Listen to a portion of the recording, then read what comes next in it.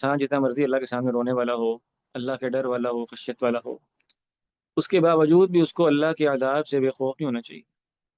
انسان کو اپنے عمل سے دھوکہ نہیں کھانا چاہیے۔ لم اقل لك قد امنت ومن لك بالامان وانت عبد امرت تمرت ولا اطعت، کہ تم اگر بہت اچھے بہت نیک پارسا بھی ہو جاؤ گے تو میں تمہیں یہ نہیں کہہ سکتا تم اللہ کے عذاب سے بچ گئے ہو، تم تو ایسے بندے ہو جو اللہ کا نافرمان ہی نہیں۔ تو یہ ہر انسان جو ہے نا بائی ڈیفالٹ اللہ کا نافرمان، ٹھیک ہے نا، ہر انسان کیا ہے، وہ خطا کار ہے، اللہ کی نافرمانی کر لیتا ہے، تو کوئی بھی انسان اللہ کا حق ادا نہیں کر سکتا۔ افامنوا مکر اللہ فلا یأمن مکر اللہ الا القوم الخاسرون، کہ اللہ کے عذاب سے تو بے خوف وہی لوگ ہوتے ہیں، انہی لوگوں کو یہ لگتا ہے کہ ہمیں جنت جو ہے نا لاٹ ہوگی ہمارے نام، جو خسارہ اٹھانے والے ہیں، جو تباہ ہونے والے ہیں۔ ٹھیک ہے، تو کبھی دل میں ایسا احساس ہونا کہ جنت تو بنی ہمارے لیے، اور اب تو اتنے اعمال کر لیں کہ اب جنت میں جانے ہی جانا ہے، تو سمجھ جائیں آپ نے اپنی جو خسارے اور ہلاکت کی جو ہے نا دستاویز اس پہ دستخط کر دی۔ بہت عجیب بات ہے، بہت حیرانی کی بات ہے۔ ابراہیم علیہ السلام جو امام الموحدین ہیں، ان کے بارے میں قرآن مجید میں ہے، کتاب التوحید میں بھی یہ بات آئی تھی کہ انہوں نے کہا تھا وجنوبنی و بنی یا نعبد الاصنام، اے اللہ مجھے اور میری اولاد کو شرک سے بچا لینا۔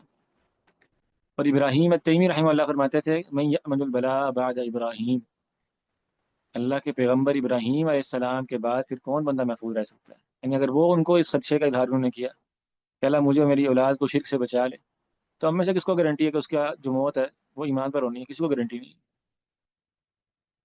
اللہ اکبر! اس لیے سفیان ثوری رحمہ اللہ فرمایا کرتے تھے کہ یعنی جب مرض الموت ہوا نا تو رونے شروع ہو گئے، تو لوگوں نے پوچھا آپ کیوں روتے ہیں، کہ آپ کے یعنی گناہ یاد آتے ہیں آپ کو؟ تو انہوں نے کہا نہیں، میرے گناہ تو نہیں ہیں، ٹھیک ہے، مجھے اپنے گناہوں کا اتنا خوف نہیں ہے، انی اخاف ان اسلب التوحید، مجھے تو اس بات کا ڈر ہے کہ میری توحید سے لب نہ ہو جائے۔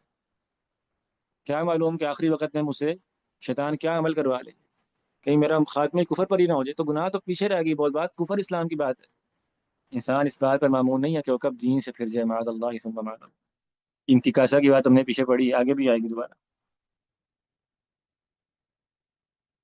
اور صحیح بخاری میں ابن ابی ملیکہ رحمہ اللہ تعالی ہیں، کہتے ہیں ادرکت ثلاثین من اصحاب رسول اللہ صلی اللہ علیہ وسلم کلهم یخشى علی نفس النفاق، میں نے 30 صحابہ کرام کو دیکھا کہ وہ سب کے سب اپنے آپ پر نفاق سے ڈرا کرتے تھے، کوئی بھی نہیں کہتا تھا کہ اس کا ایمان جبریل اور میکائیل جیسا ایمان ہے۔